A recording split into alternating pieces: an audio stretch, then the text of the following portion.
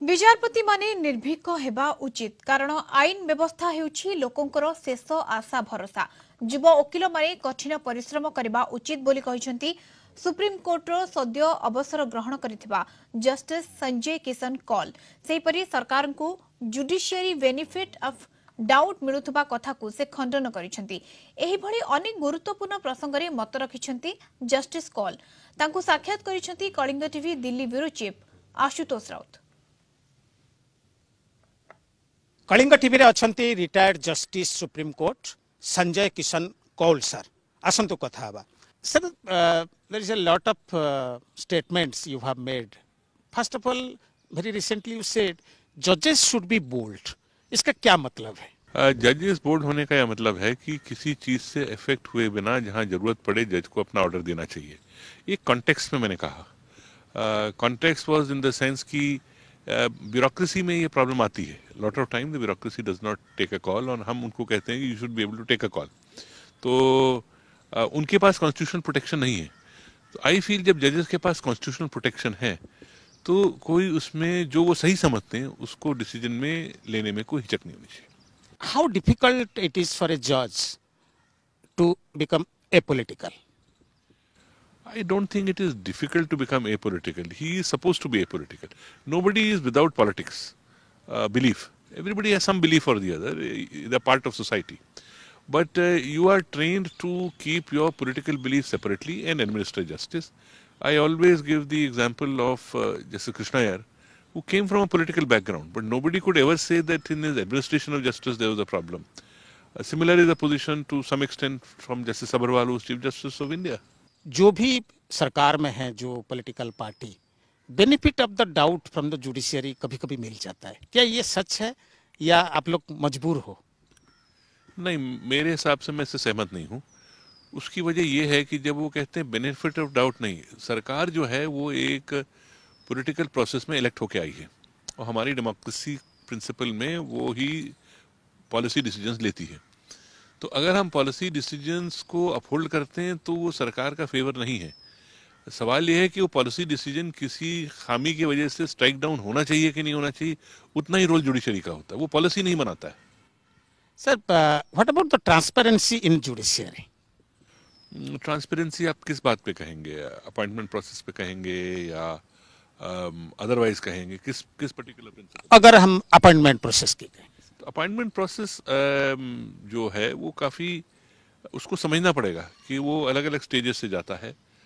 High court के collegium system से चला हुआ, स्टेट गवर्नमेंट की व्यू लेते हुए, सेंट्रल गवर्नमेंट की व्यू लेते हुए, आईबी की व्यू लेते हुए, कंसल्टेटिव जजेस की व्यू लेते हुए तब कोलिजियम के पास आता है। तो चेक एंड बैलेंस तो काफ़ी है उसका। जो प्रॉब्लम उठा है एनजेएसी के बाद का कि एक जो भी पॉलिटिकल क्लास है उसको ये बात पूरी तरह डाइजेस्ट नहीं हुई है कि एक लॉ जो उन्होंने बनाया था जिसको यूनानिमसली पार्लियामेंट से अप्रूव करा है वो स्ट्राइक डाउन हो गया। वो थोड़ा बहुत उसमें खींचातानी चलती रही है उसके बाद। सर, आपका क्या प्रिस्क्रिप्शन रहेगा to government in case of appointment of जजेस? मैं मानता हूँ जब तक ये लॉ है और कोलिजियम सिस्टम है तो उसको पूरी तरह से जैसे ये सिस्टम है उसको चलाना चाहिए। कई बार सरकार खुश होती है, कभी नहीं होती है लॉ से, तो उसकी वजह से उसका सिस्टम को इफेक्ट नहीं होना चाहिए। अगर सरकार बिलीव करती है कि नहीं हम कोई नया लॉ लाना चाहते हैं, उस पर कंसेंसस बिल्ड करना चाहते हैं, तो ये उनकी सोच है। उसमें शायद उनको जो पिछली बार क्वाश हुआ था उसमें क्या खामियां पॉइंट आउट करी थी उसको टेक केयर करा जा सकता है। सर, आपने बहुत लैंडमार्क जजमेंट दिए हैं जिनमें से अब्रोगेशन ऑफ आर्टिकल 370 हो या सेम सेक्स मैरिज हो। How difficult it was and to deliver judgments like this? देखिए, 20-22 साल की जजी में आदमी की सोच आ जाती है।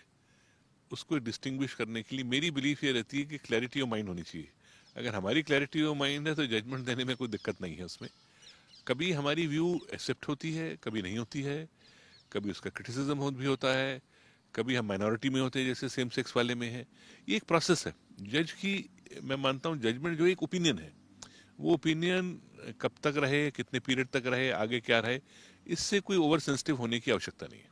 सर, अगर हम स्पेसिफिकली बात करें 370 का, because you are from Kashmir, was it difficult? नहीं, इसमें दो दो हिस्से मानूंगा मैं। एक लीगल प्रिंसिपल पे मुझे कोई डाउट नहीं था, लीगल प्रिंसिपल पे जब सुना, दोनों पार्टी की बात सुन के वे करके करा। जो मैंने एपिलॉग लिखा है, थोड़ी सी जो शुरुआत करी है, वो एक पर्सनल एक्सपीरियंस से करी है कि ये ज़रूरी है कि स्टेट में पीस आए, और कितनी भी लॉ एंड ऑर्डर इन्फोर्समेंट होगी, जब तक पीस नहीं आएगी प्रॉब्लम रहेंगे। उस पीस के लिए आदमी को पुरानी गलतियों को मान के उसको उसमें कुछ ना कुछ आपको मरहम लगाना पड़ेगा। Sir, long pendency of cases जो इंडिया में दिखाई देता है, उसको क्या सॉल्यूशंस ऐसा कुछ है after serving so many years in judiciary?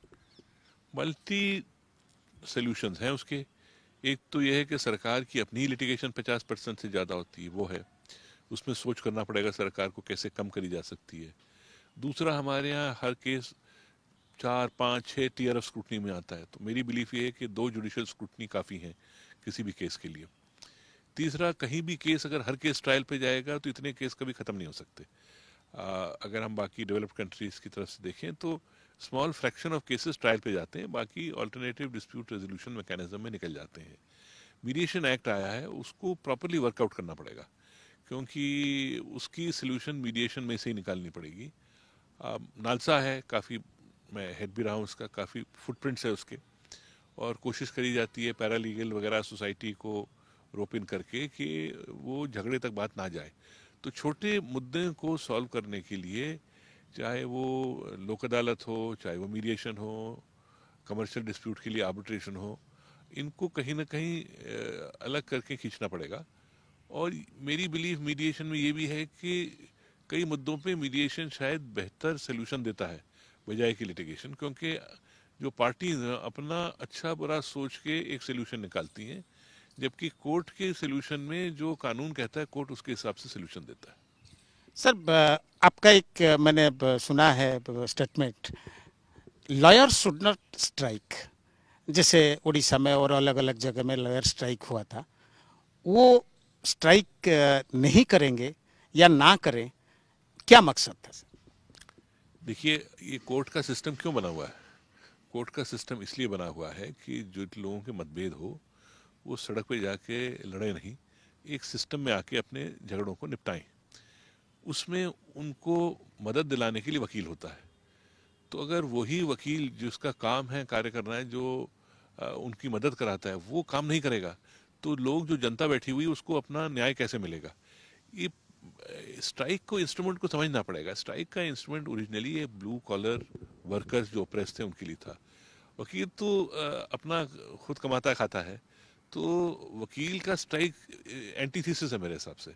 Lawyer के लिए स्ट्राइक करना एक एंटीथीसिस टू हिज प्रोफेशन है। सर, जो यंग बडिंग एडवोकेट्स आते हैं, आपको आपका क्या सलाह रहेगा उन्हें? मैं तो उनको यही कहूँगा कि ये प्रोफेशन ऐसा है जिसको आपको एंजॉय करना पड़ेगा, और समय लगता है इसमें, लिटिगेशन में, तो कॉम्प्रोमाइज मत करिए। शायद कुछ और प्रोफेशन के बजाय यहाँ मेहनत ज़्यादा है शुरू में, लेकिन मैंने उस चीज़ को, जो कार्य है, उसको अपना उसका पूरा लुत्फ उठाया है।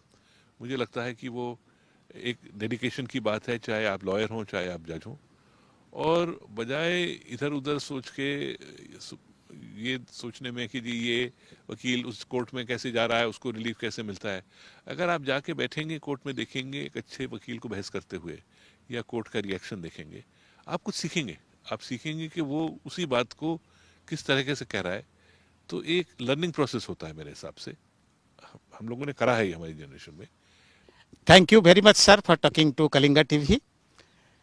कैमरामैन महेंद्र कुमार सहित मु आशुतोष राउत, कलिंगा टीवी, दिल्ली।